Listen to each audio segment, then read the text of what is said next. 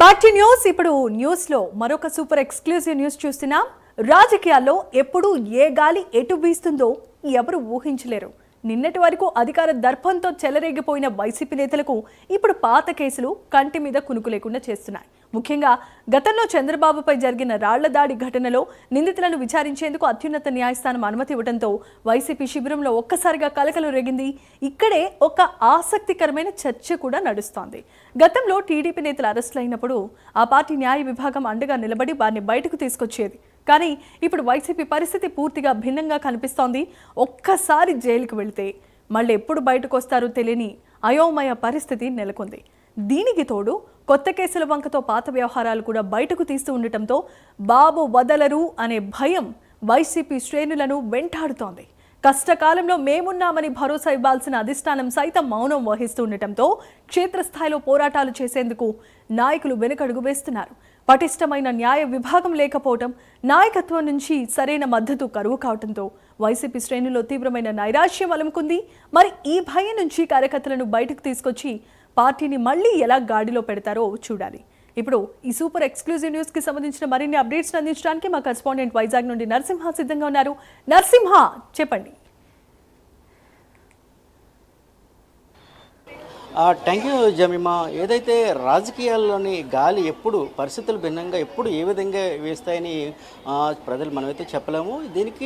దీనికి ఉదాహరణే ఏదైతే 2022లో చంద్రబాబుపై రోడ్ షోలో ఉన్నటువంటి దాడి ఘటన, రాళ్ల దాడి ఘటన దీనికి ఉదాహరణగా చెప్పవచ్చు. ఏదైతే ఈరోజు అత్యున్నత న్యాయస్థానం 2022లో ఏపీ సీఎం చంద్రబాబు అప్పటికి ప్రతిపక్షంలో ఉన్నటువంటి చంద్రబాబు పై ఏదైతే రోడ్ షోలో నందిగామలో అయితే అప్పుడు గుర్తు తెలియని వ్యక్తులు అయితే ఆ రాళ్లపై అయితే దాడి చేశారు. ఈ ఘటనకు స్పందించి కూడా అప్పటికే ఐపీసీ 324 సెక్షన్ కింద అప్పటి ప్రభుత్వం అయితే సెక్షన్ కింద తూతు మంత్రంగా కేసు నమోదు చేసి ఆ ముగ్గురిని అరెస్ట్ చేసింది. పలువురిపై ఇప్పటికీ కూడా గాలింపు చర్యలు చేపట్టగా దానిపై కూడా పూర్తిగా ఎంక్వైరీ అయితే చేపడుతున్నారు. అదేవిధంగా ఏదైతే అప్పటి ప్రతిపక్షంలో ఉన్నటువంటి చంద్రబాబు విషయంలో కూడా కేసుల విషయంలో కూడా అత్యున్నత న్యాయస్థానం విషయంలో కూడా పూర్తిరీత్యా వారిని ఏదైతే పార్టీ శ్రేణులను బయటకు తీసుకొచ్చే విధంగా న్యాయస్థానం విషయంలో కూడా వారిని బయటకు తీసుకొచ్చే విధంగా ఇప్పుడు కూడా న్యాయ విభాగం పూర్తిగా వారికి మద్దతు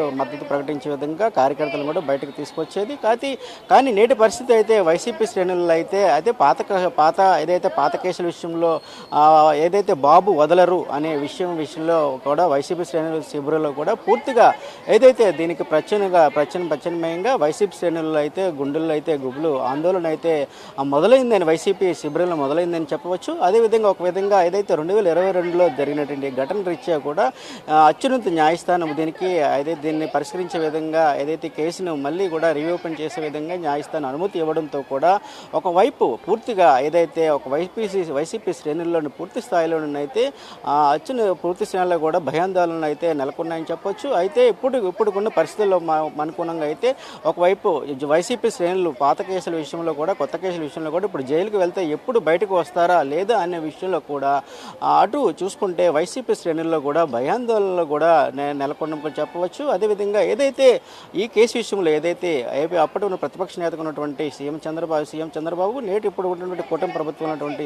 చంద్రబాబు విషయంలో కూడా ఈ కేసు విషయంలో పూర్తిగా దర్యాప్తు విషయంలో కూడా అత్యున్నత న్యాయస్థానం విషయంలో కూడా పూర్తిగా దర్యాప్తు విషయంలో అనుమతి ఇవ్వడంతో పాటు పూర్తిగా ఏదైతే ఇప్పుడు విషయంలో కూడా వైసీపీ శ్రేణుల్లో పూర్తి స్థాయిలో కూడా ఒకవైపు భయాందోళన అదే శిబిరంలో కూడా నెలకొందని చెప్పవచ్చు.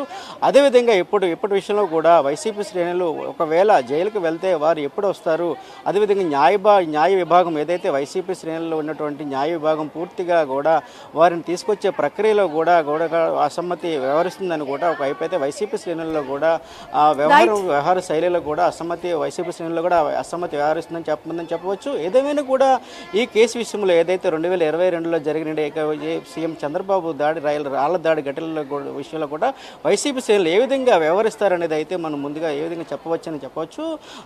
చూడొచ్చు భవిష్యత్తులో కూడా ఏ విధంగా ప్రణాళికలు రూపొందిస్తారని కూడా మనం చెప్పవచ్చు. Jemimah, thanks for the updates Narasimha.